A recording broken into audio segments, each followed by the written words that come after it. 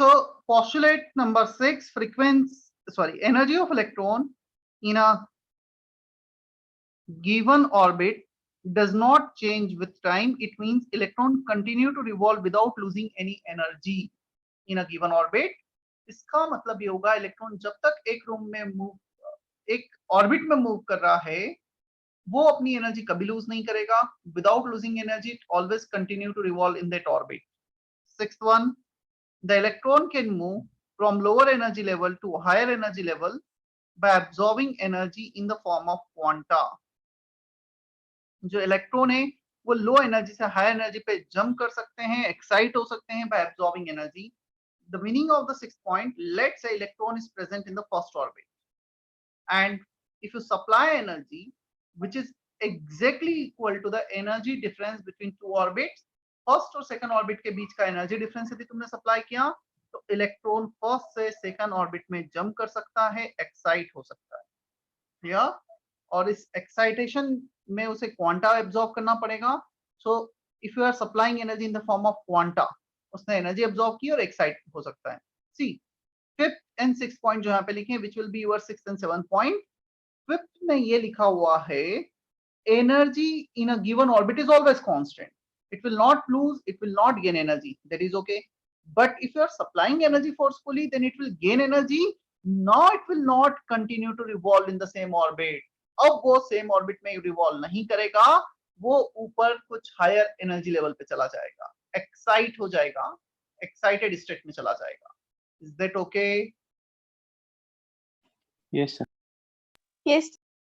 अब जो energy supply किया किस फॉर्म में किया, फोटोन के फॉर्म में.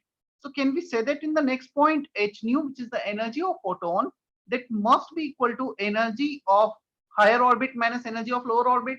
जो भी दो एनर्जी के बीच में ट्रांजिशन हुआ है, लेट्स से पहला एनर्जी था 3 यूनिट, बाद वाला energy 7 unit. So 7 minus 3 unit, that much energy we have to supply in the form of quanta. क्या हम ऐसा लिख सकते हैं, energy of n2 minus energy of en1, energy of n1 equal to h nu और hc by lambda.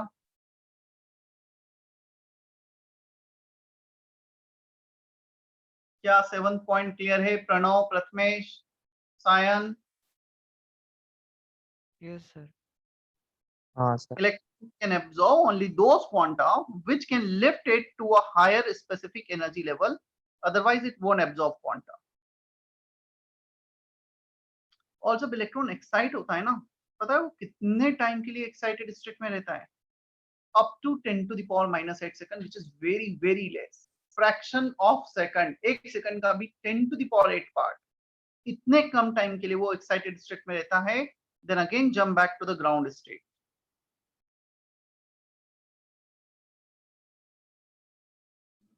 Sir मतलब वो second cell में 10⁻⁸ सेकंड्स के लिए जाएगा, फिर फर्स्ट सेल में आ जाएगा, वापस से फर्स्ट में आ जाएगा.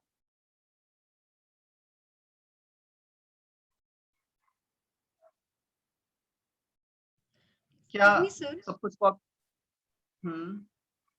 Sir, in the first one it is h nu is equal to energy of higher orbit minus energy of lower orbit. Means here we are not talking about energy of one electron. So that hc by lambda is not used here. That's the reason. I'm not getting you at all. See what we had done in 7th point. Basically, when you are exciting electron from lower orbit to higher orbit, so in that 7th point, you have to supply energy in the form of quanta to excite the electron from lower energy level to higher energy level. So right side difference in energy level is written, left side energy of photon is written. Now photon is supplied to give such kind of energy. Is that okay now? Yes, sir. Thank you, sir.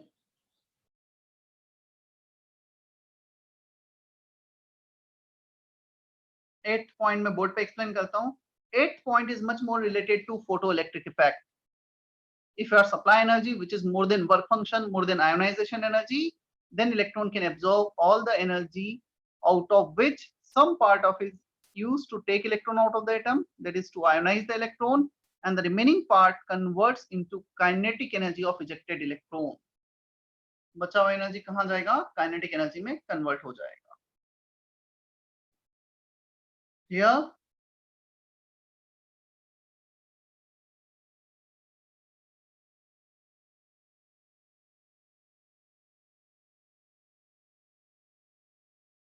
क्या copy कर लिए सारे points?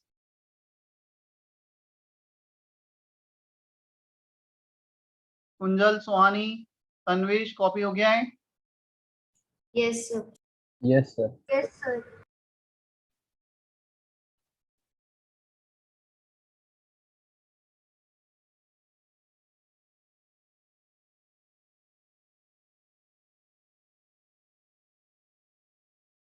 Copy करो इतना, derivation of energy के ऊपर तक।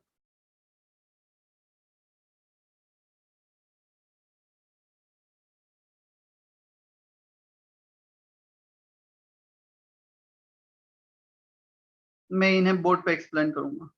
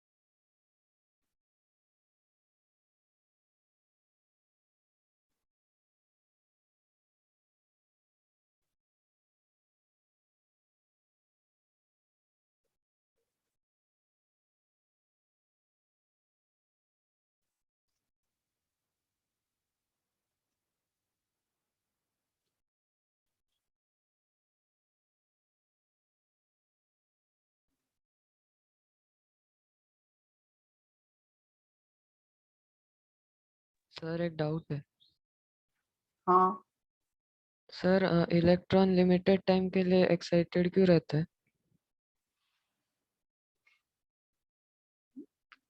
बताता हूँ, बोर्ड पे बताता हूँ मैं।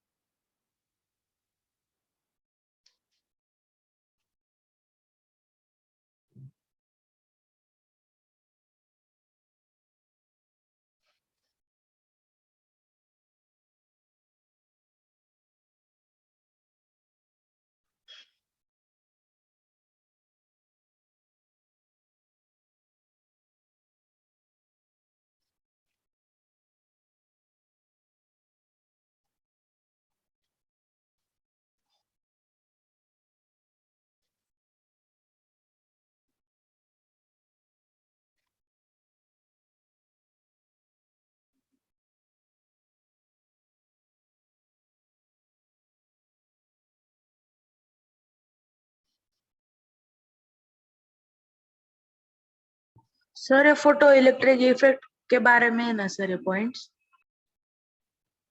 फोटो इलेक्ट्रिक के बारे में नहीं, फोटो इलेक्ट्रिक सिमिलर के हैं, मतलब these are the postulates of Bohr's model. Bohr's model क्या सर? अच्छा, हाँ, ये बोर्ड्स मॉडल कंटिन्यू कर रहे हैं ना हम। यस सर, मैं थोड़ा लेट ज्वाइन हुआ ना सर, इसीलिए पूछ रहा था। ठीक है, और ये मैं कौन है, अपना नाम बताओ।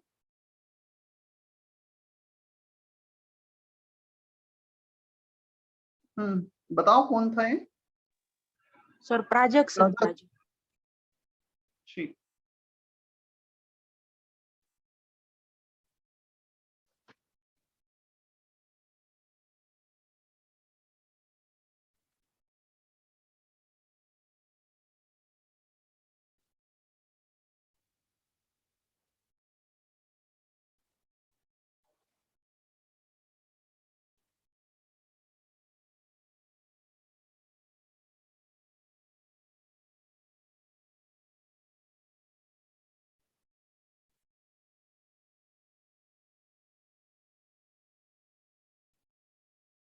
चलो, कॉपी हो गया है क्या?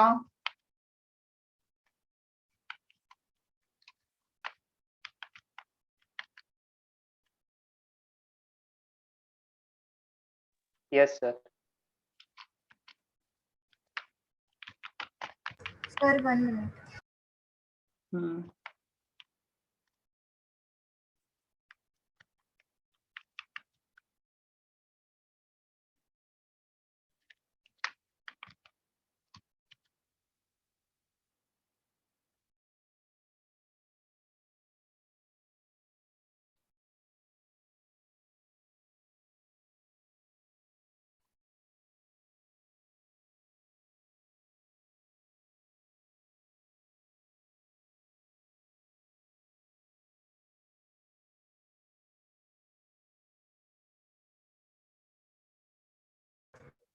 Yes, sir.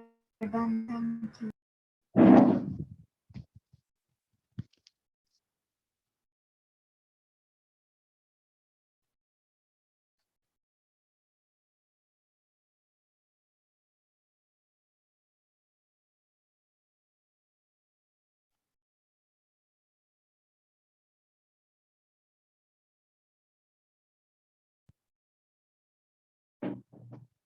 Okay, so basically मैं पूरा जितना भी हमने लिखा है उसको थोड़ा सा ब्रीफ कर देता हूँ.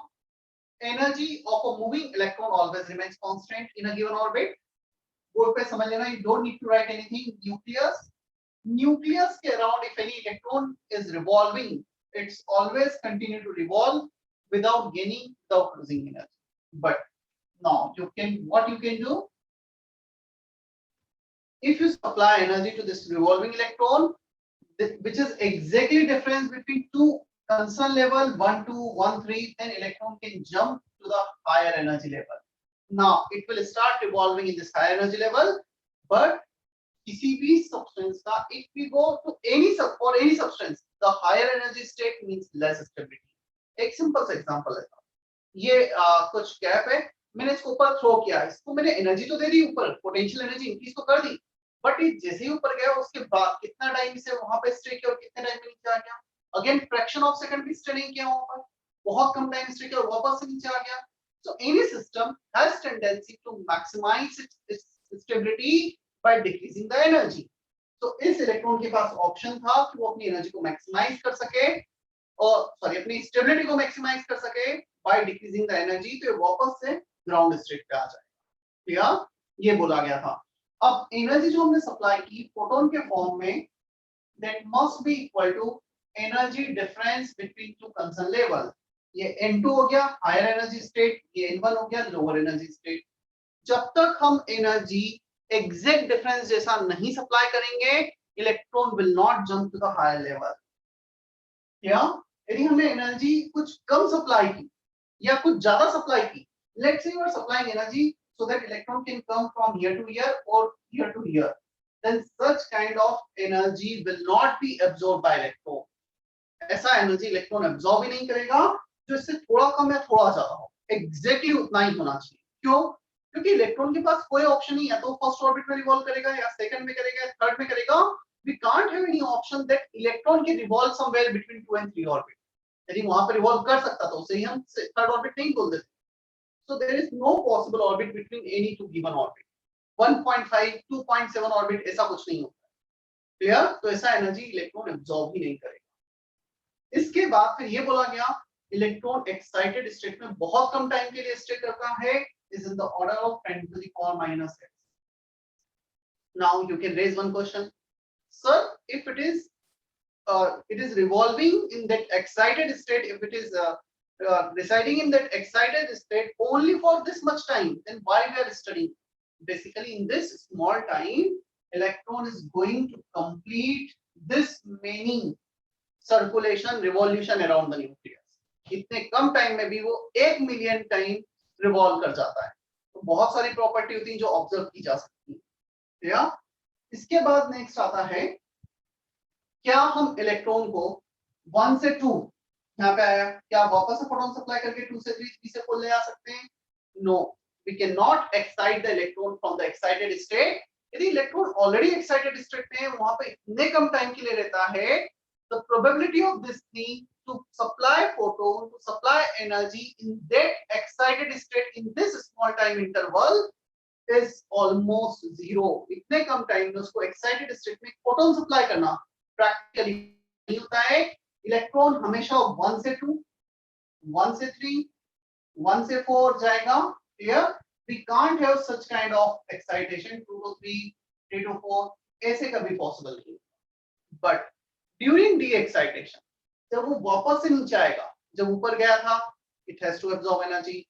When it is coming down, it has to lose energy in the form of quanta. Same manner, जिस फॉर्म में एब्जॉर्ब किया उसी फॉर्म में लूज कर देगा. जब ये एनर्जी लूज करेगा, so it has all the option. Ground state, first orbit, second orbit, third orbit. अब वो 4 से 1 डायरेक्टली भी आ सकता है. 4 to 3, 3 to 2, 2 to 1, 4 to 2, 2 to 1.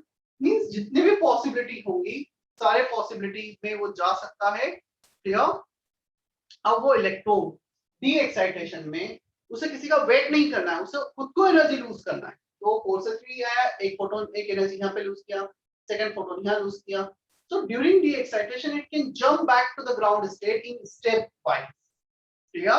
But during excitation, only in one state. क्या अभी वो सारे पॉइंट्स क्लियर है जो लिखे थे?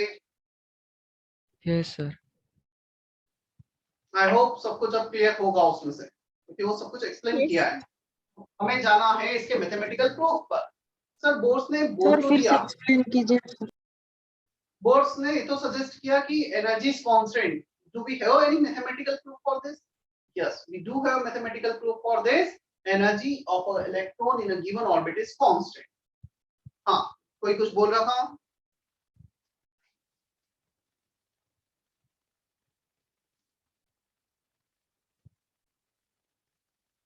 किसी ने कुछ बीच में बोला था शायद?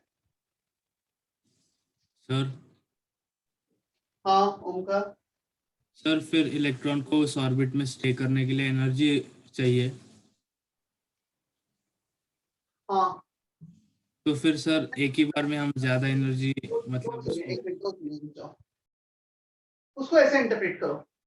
इलेक्ट्रॉन को उस ऑर्बिट में स्टे करने के लिए एनर्जी, ऑलरेडी मेरा एक एनर्जी है. क्लियर? मेरा एनर्जी कितना है? मैं अभी 4th फ्लोर पर हूँ. क्लियर? 4th फ्लोर पर मेरा एनर्जी mgh, h लेट से टोटल मिला के मैं ले लेता हूँ 100 यूनिट एनर्जी, मेरा potential energy.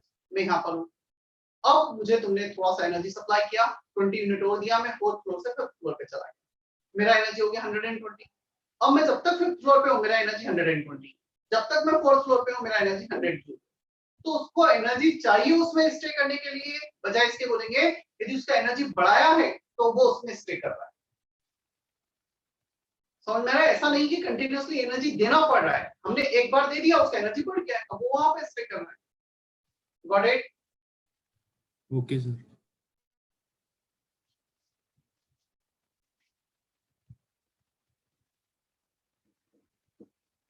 Excuse me, sir. Yes. Sir, so it's not like every excited electron will become de-excited and again come down to ground state.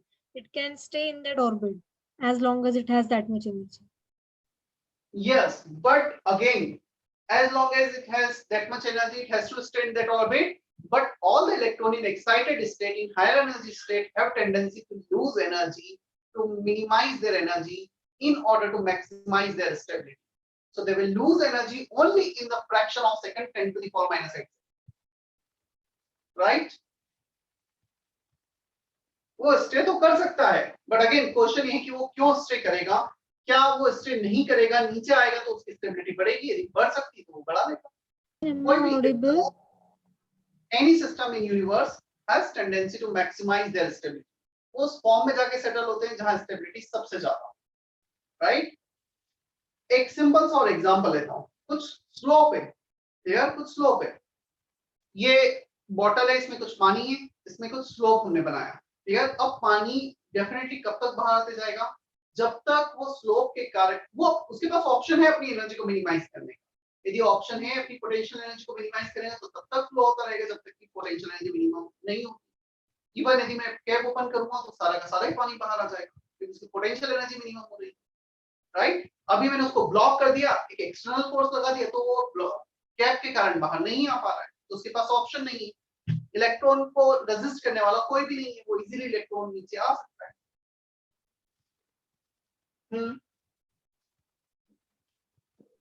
Sir मतलब एक इलेक्ट्रॉन 10⁻⁻⁸ सेकंड में ही मतलब रह सकता है क्या एक ऑर्बिट में? यस,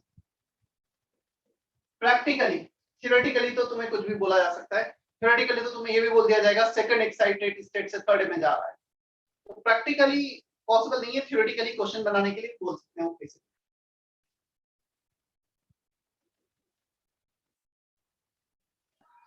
सर पर सिर्फ एक्साइटेड इलेक्ट्रॉन ही रह सकते हैं ना, जो मतलब पहले से इलेक्ट्रॉन होंगे वो नीचे नहीं आएंगे ना।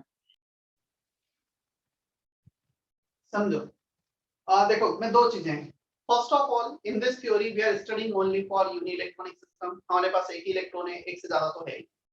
सेकंड, यदि एक से ज्यादा इलेक्ट्रॉन हैं, मैं वो भी एक केस लेता हूं, न्यूक्लियस, फर्स्ट ऑर्बिट 2 इलेक्ट्रॉन, चलो किसका स्ट्रक्चर है बताओ भाई जल्दी से। Dash means nitrogen. Nitrogen.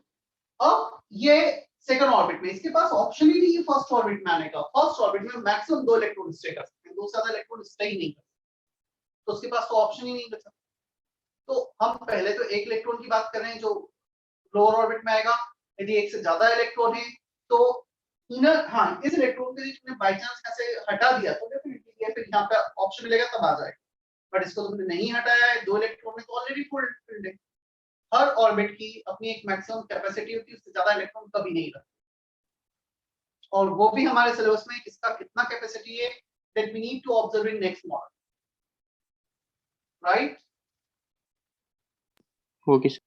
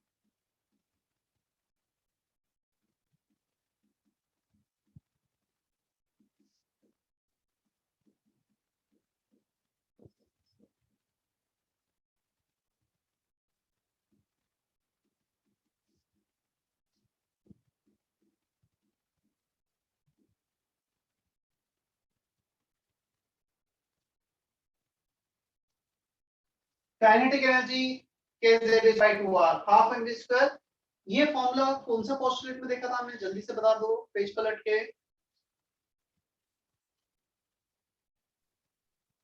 Fifth postulate. So basically ये फॉर्मूला था, r कैंसिल हुआ, mv square is replaced by kz/r 2 as it is. क्या ये फॉर्मूला भी हमने देखा है इलेक्ट्रोस्टैटिक पोटेंशियल एनर्जी का? Yes. Do I need to explain this thing or you are okay with this derivation potential energy? Sir, explain again. ये क्योंकि मुझे ध्यान नहीं मैंने किस लेवल तक गया था, मैंने सिर्फ ये फॉर्मूला बता के छोड़ा था, यहाँ तक पूरा एक्सप्लेन किया था लास्ट टाइम।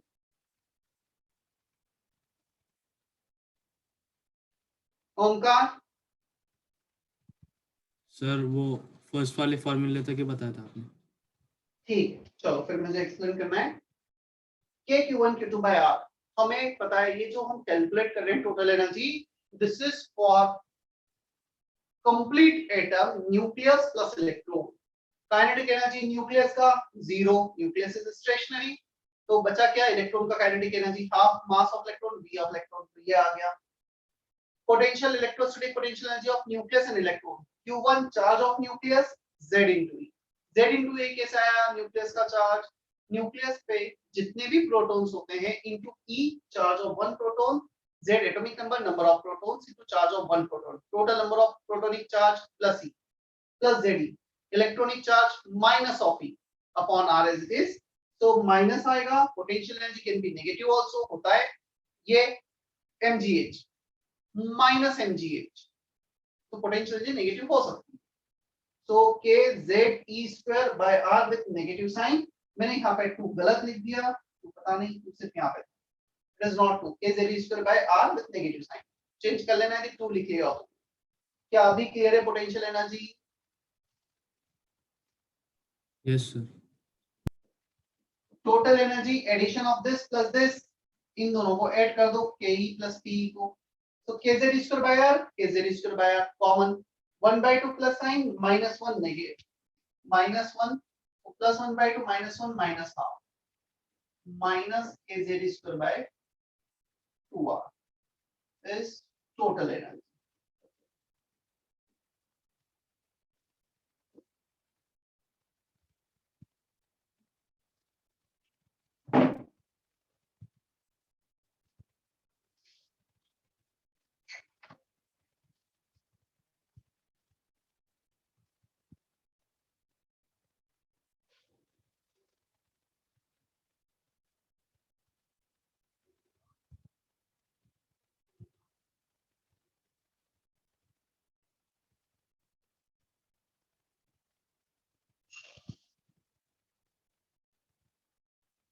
सर जेडी क्या है सर?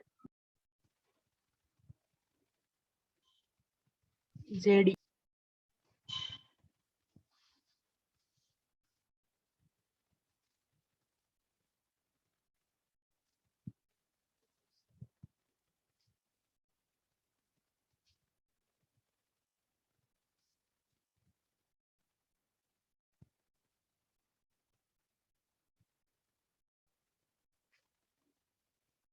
ओमकार का मैसेज था sir, are all the postulates are true for Bohr's model और नॉट? देखो बोर्स मॉडल में ये बोलेंगे सारे पोस्टुलेट तो सच नहीं करेक्ट है, पहले हम इसको देख लेते हैं, फिर हम इसके ड्रॉबैक्स भी देखेंगे, तब तुम्हें थोड़ा सा और आइडिया लगेगा।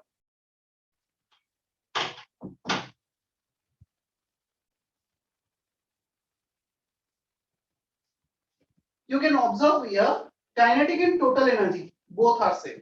सिर्फ डिफरेंस क्या है, यहाँ पे नेगेटिव, यहाँ पे positive. Potential energy is double of total energy, total energy में 2 का मल्टीप्लाई करोगे तो पोटेंशियल आ जाएगा। So kinetic energy minus of total energy, potential energy 2 times of total energy और -2 times of kinetic energy, right? यदि हमें एक भी कैलकुलेट कर लिया तो बचे हुए सब कुछ आ जाएंगे वैल्यू। ओके, टोटल एनर्जी से हम स्टार्ट करते हैं, minus kz square by 2r। Anyone please check net, please check your notes and tell me the value of r, जो हमने kmz स्क्वायर कुछ ऐसा डिराइव किया था, जल्दी से बताओ मुझे। 0.529 into 10 raised to minus नहीं, मुझे वो वाला वैल्यू नहीं चाहिए, मुझे वो वाला चाहिए जिसमें सारे variables. So the one which h square upon 4 pi square and ke square upon bracket n2 upon n square upon z.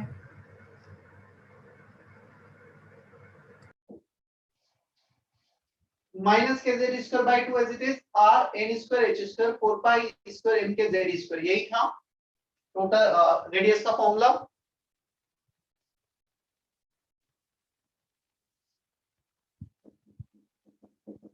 yes sir, z into z, z स्क्वायर बाहर ले लो, n स्क्वायर बाहर ले लो, सो एक 2 कैंसिल हो गया, 2 बचा, 2 pi square k m k into k square, ये m k सही लिखा है ना, मतलब मुझे भी ध्यान नहीं, कुछ गलत तो एक भी कुछ आगे पीछे तो नहीं है। 4 pi स्क्वायर m k था यहाँ पर, एनीवन प्लीज कंफर्म? मतलब मैं डिराइव कर सकता हूँ, it will take maximum 30 second, but याद रहेगा तुम्हें तो अच्छा है, तुम्हें भी। क्या ये सही लिखा है? Yes sir. Yes so k square m, उसके बाद क्या बचा, e to the power 4 upon h square, z square by n square.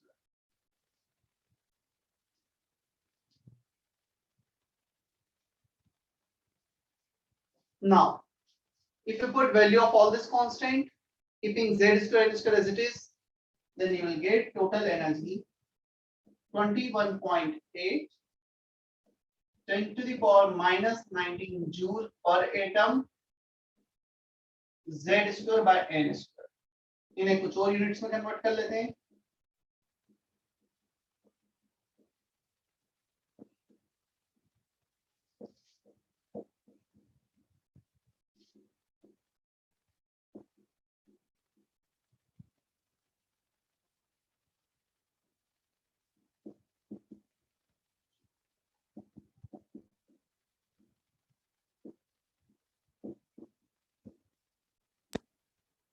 Sir second one क्या लिखा है आपने?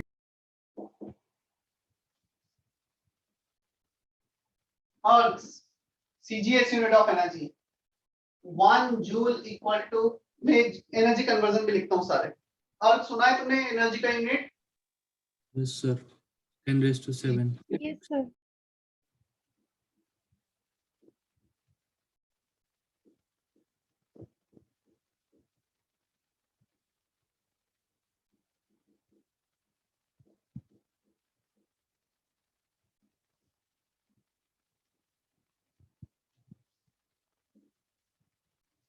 इतने फॉर्मूले तुम्हें टोटल एनर्जी के याद रखने हैं, जो मुझे भी याद है। मुझे याद है मतलब कहीं ना कहीं डायरेक्ट फॉर्मूले में यूज आ सकते हैं। जो फॉर्मूले में डायरेक्ट यूज नहीं आते वो मुझे भी याद नहीं रहते। 21.8 10 to the power minus 19 joule per atom, Z square by N square. 1 joule 10 to the power 7 arc, joule and arc conversion ऊपर लिख देता हूँ।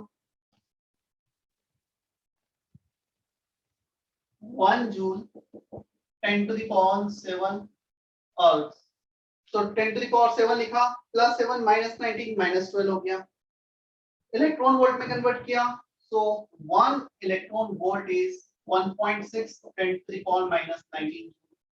यहाँ पे 1.6 10 to the power minus 19 का मल्टीप्लाई करो तो एग्जैक्टली ये वैल्यू आ जाएगा। किलो कैलोरी पर मोल, ये अभी के लिए याद रखना।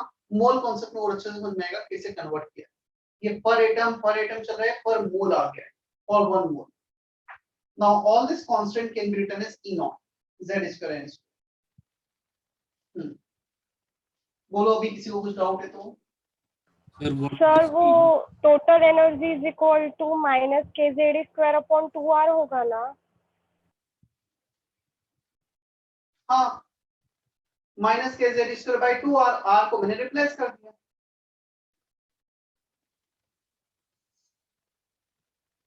आर को लिखा N square H square 4 pi square N K Z square, right? Yes sir, thank you sir. Sir what is TE? What is TE? TE? Fresh. Total energy, short name. Okay sir. PE potential energy, KE kinetic energy, TE total energy. If nothing is given, find the energy. That means we have to find out total energy, right? ये standard होता है total. केईपी जब तक mention ना हो उन्हें calculate नहीं किया जाता।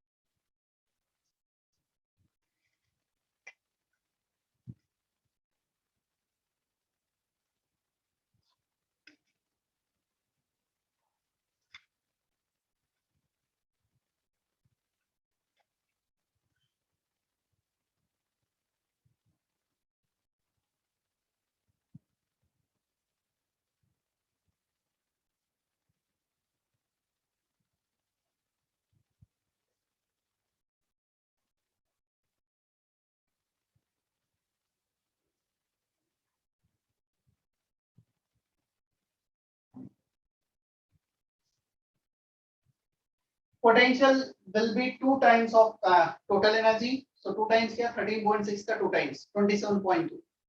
Kinetic will be plus sign and total energy. सिर्फ माइनस के लिए प्लस करना है।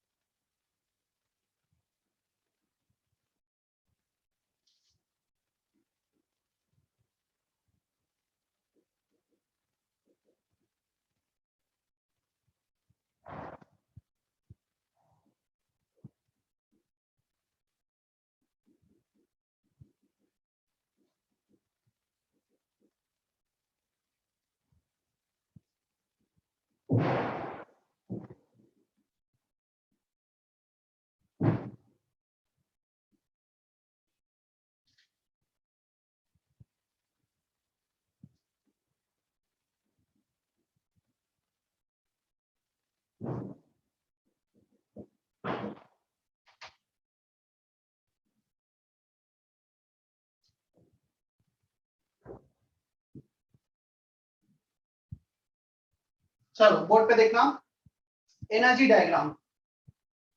Energy is increasing from year to year.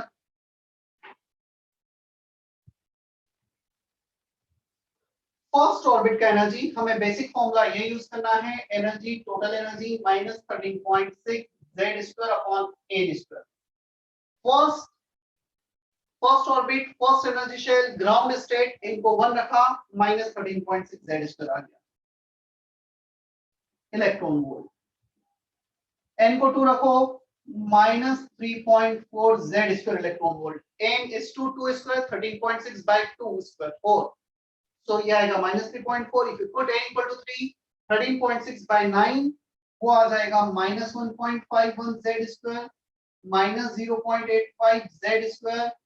If you put n equal to infinity, something by infinity is 0. Now what do you mean by infinity? Infinity means just out of the atom. Atom के बाहर जाना है तो definitely zero energy होगा, ना कोई potential, ना कोई इंटरेक्शन, ना कोई मूवमेंट इलेक्ट्रॉन का, तो उसमें जीरो एनर्जी होगा। और ये जीरो मैक्सिमम वैल्यू है क्योंकि नीचे सारे नेगेटिव है। और नेगेटिव एनर्जी क्या रिप्रेजेंट करता है? एटम की स्टेबिलिटी को। क्लियर? जहां पे नेगेटिव एनर्जी मतलब एनर्जी लूज किया है, लोअर एनर्जी लेवल पे तो ज्यादा स्टेबल है, इसलिए एटम, इलेक्ट्रॉन एटम के अंदर स्टेबल है, एटम के बाहर नहीं जाता है जनरली, अनलेस और until if you are supplying energy. तो एक बात अलग, क्या इतना क्लियर है?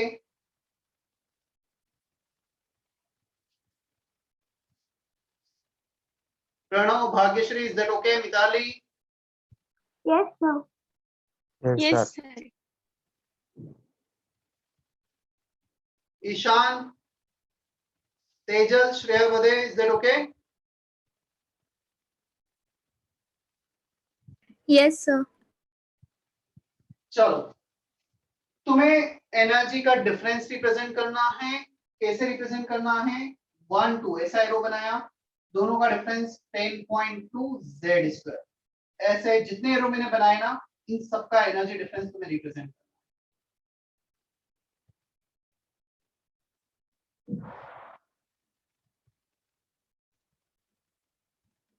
1 2 3 4 5 वैल्यू तुम्हारे सामने, डिफरेंस लेना है।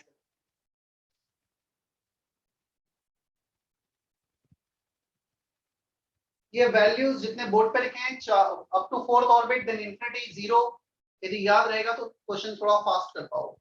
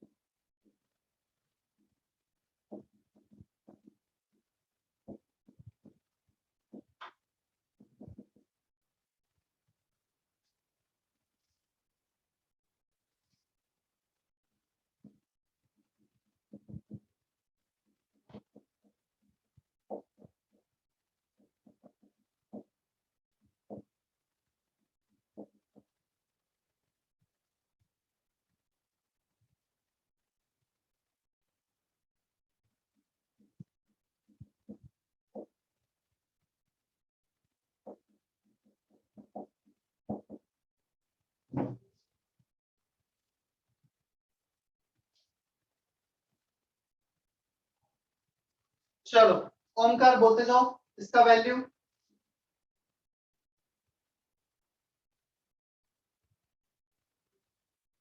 ओमकार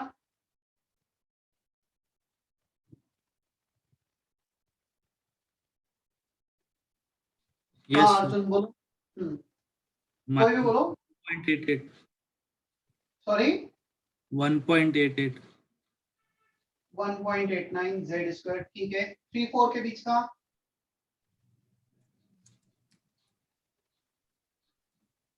बोलो इतना टाइम क्यों लगा रहा है, फटाफट बोलते जाओ डिफरेंस ही तो लेना था।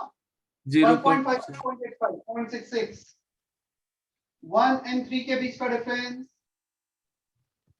12.09 12.09 जेड स्क्वायर इलेक्ट्रॉन वोल्ट। 2 और 4 के बीच का difference 2.55 55 Z square electron volt. 1 and infinity के बीच का difference 13 point Z square electron volt. Z हमेशा ध्यान रखना, हाइड्रोजन है तो जेड 1, हाइड्रोजन नहीं तो उसका वैल्यू पुट करना पड़ेगा। चलो ऊपर 2 क्वेश्चंस दिए हैं उन्हें करो। ध्यान रखना second orbit and second excited state both are different. तो एक्साइटेड स्टेट वर्ड यूज किया है या ऑर्बिट वर्ड यूज किया। मुझे वेवलेंथ तुम एंगस्ट्रॉम में रिपोर्ट कर सकते हो फर्स्ट क्वेश्चन में, यहां पर फिर एनर्जी इलेक्ट्रॉन वोल्ट में रिपोर्ट कर। तो जब भी तुम्हारा आंसर आएगा चैट बॉक्स में लिखना, फर्स्ट का आएगा चैट बॉक्स में लिखना, सेकंड के तीनों पार्ट आ जाएंगे फिर वो भी चैट बॉक्स में लिखना, अलग अलग लिख सकते हो first and second question. Just this formula this questions are formula based. तुम्हें फॉर्मूले अच्छे से यूज करना आ रहे हैं या नहीं आ रहे हैं इसके लिए क्वेश्चन।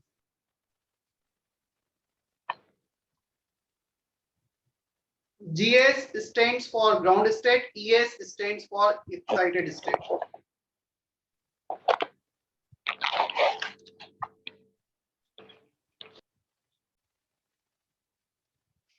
रिया, स्वराज, अतिथि परदेसी, अर्पित जाधव, समझ में आ रहा है नहीं आ रहा है?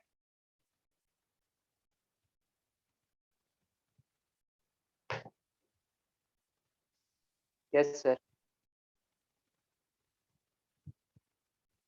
4 बच्चों का नाम लिया मैंने, एक का रिप्लाई आया है सिर्फ।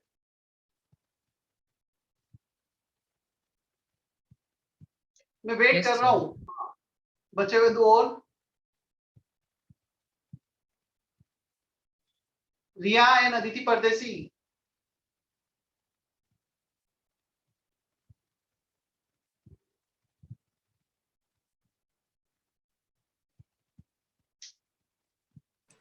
Yes sir. क्या सो जाते हो, क्या करते हो, इतना टाइम क्यों लगता है तुम्हें? क्लास में बैठे होते मैं क्वेश्चन पूछता, इतना टाइम लगाते क्या?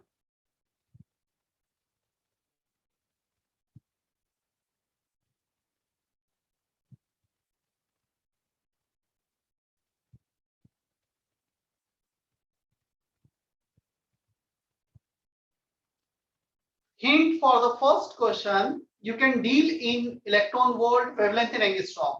So 12400 वाला फॉर्मूला यूज कर सकते हो, उससे थोड़ा सा जल्दी आंसर आ जाए। And don't try to use calculator, उतना कैलकुलेशन तुम्हें करना पड़ेगा एग्जाम में भी, इसलिए खुद से ट्राई करो।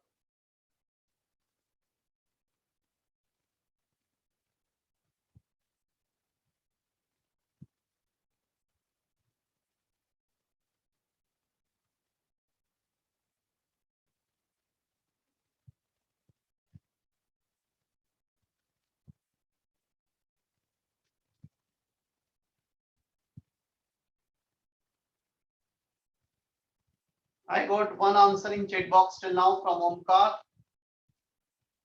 ओमकार कैसे निकाला है तुमने वैसे?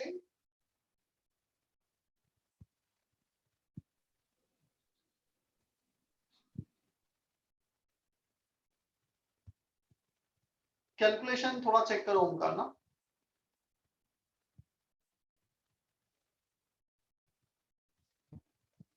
If you want to excite electron from ground state to second excited state means third orbit, so energy supplied Hc by lambda equal to energy difference between two concern level E3 minus E1 for hydrogen।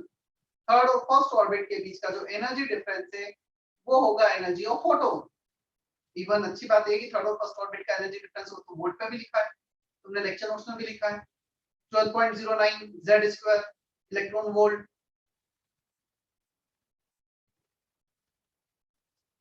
Arjun, तुमने जितना accurate answer report किया है ना, बिना calculator के वो नहीं हो पाएगा, ये तो पक्की बात है। कैलकुलेटर यूज किया अर्जुन? नहीं सर। तो 0.64 तक आ गया तुम्हारा आंसर। तो सर मैं अभी तक फर्स्ट क्वेश्चन कर रहा था। चलो अच्छी बात है, इतना एक्यूरेट आया है। क्योंकि मैं एक्चुअली मेरी भी हैबिट डायरेक्टली सॉल्व करने की नहीं, जैसा मैंने बताया था।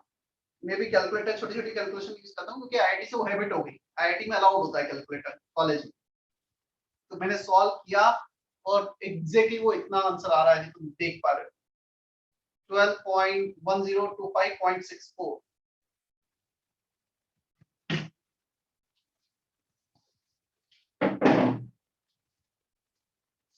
देखो first question, if you want to take electron ground state to second excited state, मतलब ground state to third orbit, कितना एनर्जी सप्लाई करना पड़ेगा? 12.09।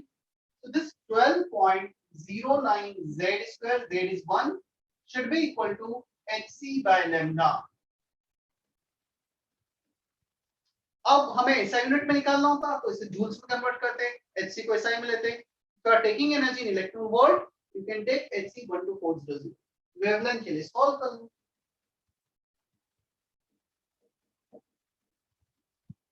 सॉल्व करने पे आता है 1025 एंगस्ट्रॉम। क्या ये क्वेश्चन क्लियर है? अभी फर्स्ट क्वेश्चन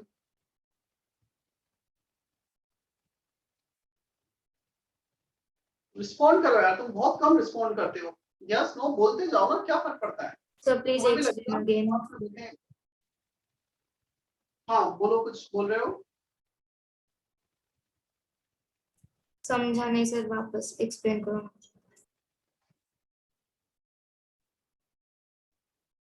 देखो हमें ये वाला रिलेशन यूज किया है। You have to take electron from lower energy level to higher energy level. So whatever the energy difference between two level equal to hc by lambda। हमने कैसे इलेक्ट्रॉन को, electron first orbit पे था, you have to take electron on third orbit। इस electron ने photon absorb किया और third पे चला गया, उस फोटोन का वेवलेंथ बताना है। So energy of photon that should be equal to energy difference between two concerned levels। So first और थर्ड कितना एनर्जी डिफरेंस है? 12.09 into z स्क्वायर। हाइड्रोजन दे रखा था, z is 1। क्या इतना हमें समझ में आता है? राइट साइड वाला calculation. Yes sir. Left side hc को 12400 लिखा, वेवलेंथ इन एंगस्ट्रॉम, ताकि कैलकुलेशन थोड़ा इजी हो जाए। वेवलेंथ को एंगस्ट्रॉम में कैलकुलेट करना, इसको यहां पे मल्टीप्लाई किया, 12.09 नीचे आ गया। Is that okay now? Yes sir. चलो अब जल्दी से ये 3 पार्ट के मुझे आंसर चाहिए। 40 स्टूडेंट्स है, I am expecting at least 20 answer in chat box, क्योंकि सीधे सीधे फॉर्मूले बेस्ड है। तो मैं सिर्फ वो जो kinetic energy, total energy, potential energy, electron volt वाला यूनिट है, उसमें z और n के वैल्यू पुट करने हैं। हीलियम, लिथियम, बेरिलियम का एटॉमिक नंबर तुम्हें पता है, नंबर ऑफ ऑर्बिट यहां से तुम इजीली बता सकते हो क्या है। तो जस्ट सिंपल से कैलकुलेशन है। मुझे 50% बच्चों से आंसर चाहिए इसके विद इन 2 मिनट।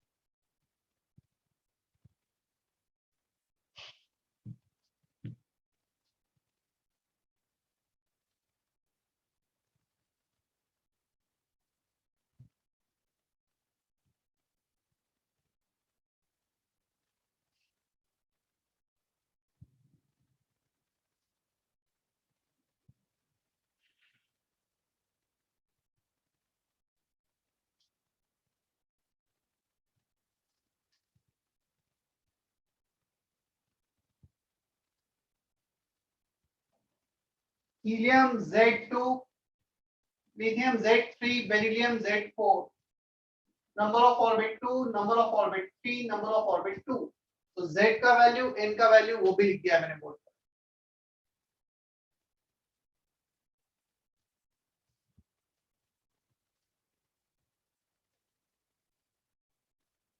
सभी को चैट बॉक्स में आंसर लिखना है।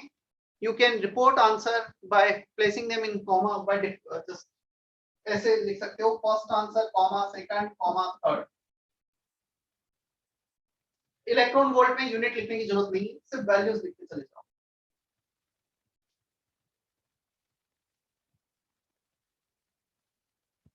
इशिता, श्रुति, बन रहा है क्वेश्चन? समझ में आ रहा है क्या करना है?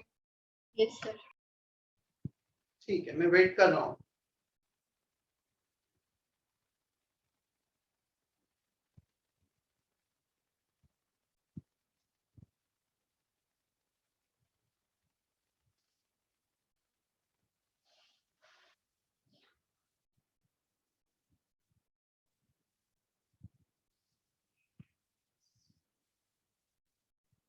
Put all three answers together, right?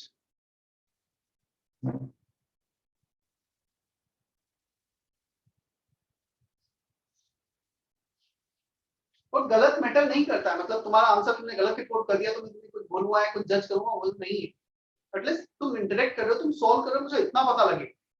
Definitely we are doing first type, such type of questions, so I am not expecting all the answers correct.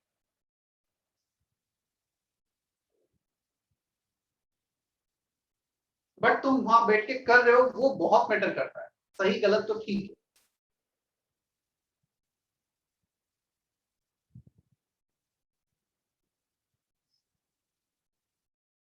And if somebody is not getting the formula, मुझसे पूछ लो, but मैं answer सबसे expect करता हूँ। किसी को यदि formula नहीं समझ में आ रहा है कौन सा यूज करना है तो मैं बता देता हूँ। सानिया,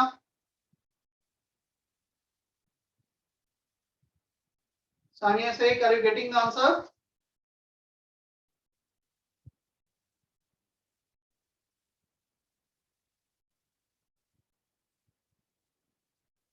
अंकुर,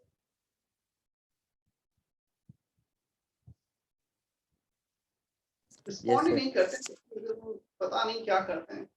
ठीक है, got 6 answer till now, only 6 out of 40, waiting for more answer.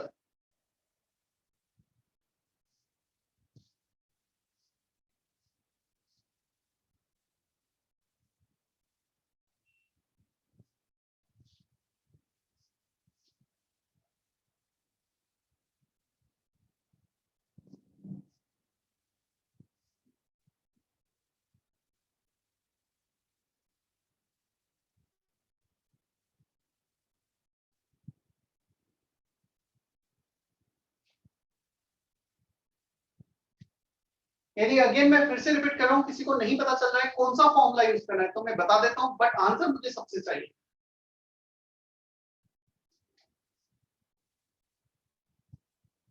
Just I got 10 respond till now, उसमें भी कुछ बच्चों को तो डबल रिस्पॉन्स है।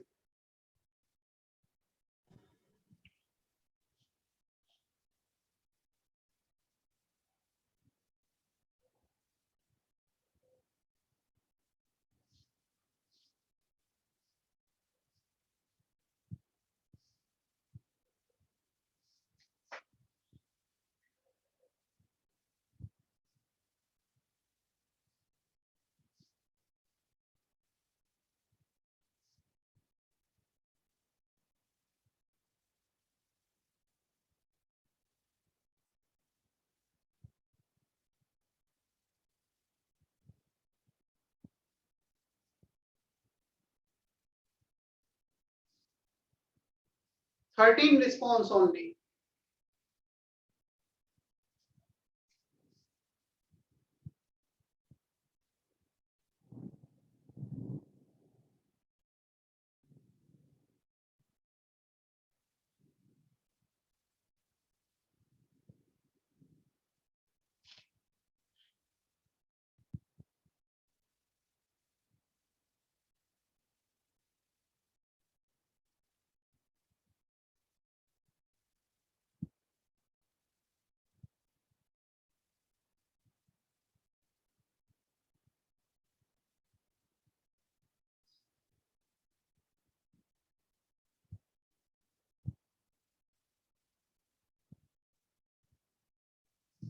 चलो यार, पता नहीं इतना टाइम क्यों लग रहा है, तुम्हें सारे फॉर्मूले तुम्हारे सामने हैं, 20 रिस्पॉन्स भी नहीं आए हैं, क्या कर रहे हैं बच्चे, सो रहे हैं, क्या कर रहे हैं? मुझे गलत से मैं देखूंगा भी नहीं आंसर की किसने क्या है, बट एटलीस्ट नंबर मुझे ये तो पता लगे कि हाँ बच्चे सब रिस्पॉन्ड कर रहे हैं।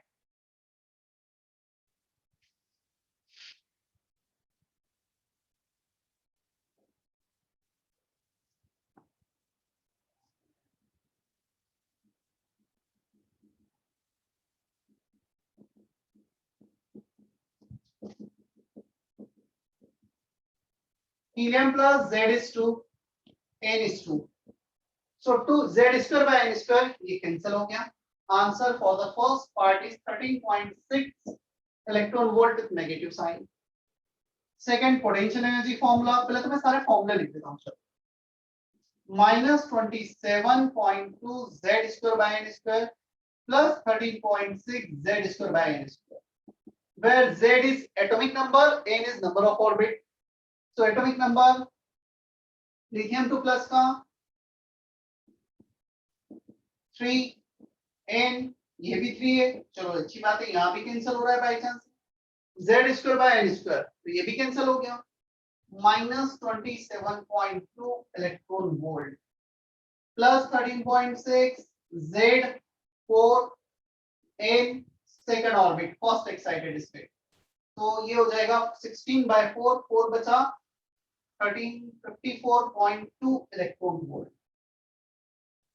4 square 16, 2 square 4, 16/4 4 into 13.6, 13 4s are 52 और इसका मतलब 54.2 इलेक्ट्रॉन वोल्ट फाइनल वैल्यू.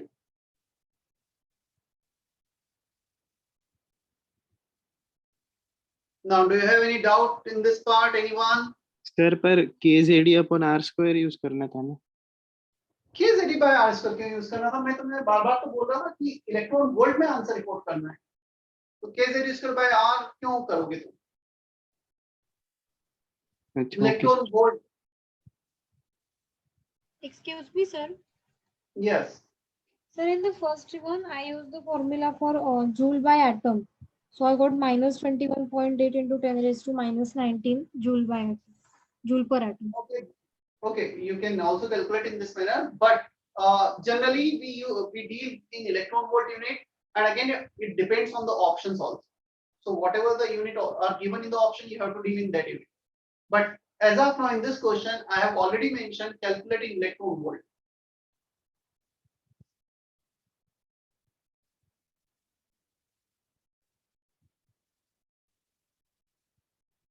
चलो, किसी को कोई डाउट इन क्वेश्चन में भी? Sir 1 minute sir.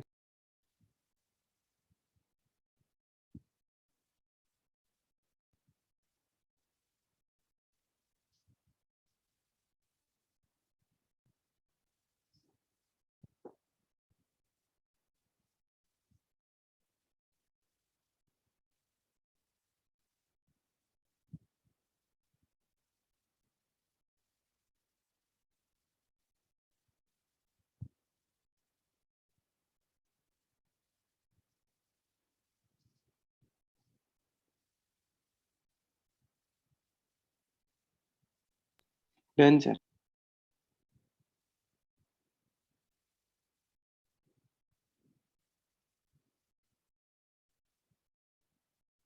Homework.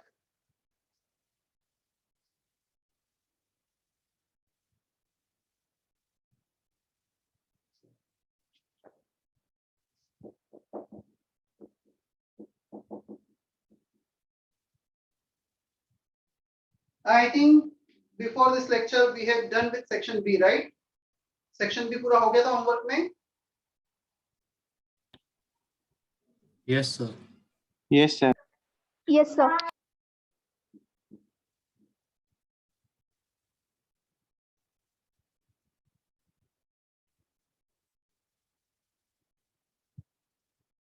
Section C, 27 questions. Section C complete. 27 question है, exercise 1, section C. Is that okay? Yes. क्या ऐसा कोई स्टूडेंट तो नहीं है जिसके पास पीडीएफ फॉर्मेट में ग्रुप पे शेयर की गई फाइल नहीं है अभी?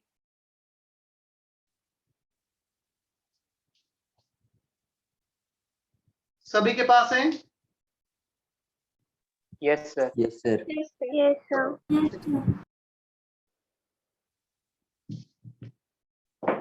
So I am ending today's session now.